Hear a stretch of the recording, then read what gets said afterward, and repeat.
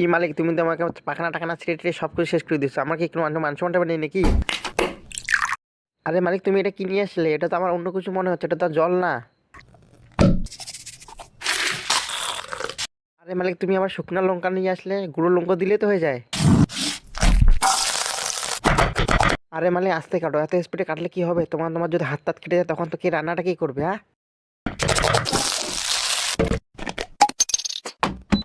আরে মালিক, তুমি আবার মিক্সার মেশিন এ নিয়ে আসলে আমাদেরকে কি কিমা কিমা করে দিবে, হ্যাঁ?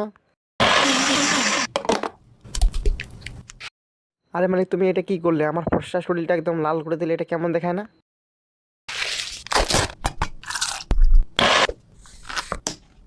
আই মালিক, তুমি আবার এখান থেকে সুই নিয়ে আসলে, সুই দিয়ে আবার কি করবে গো?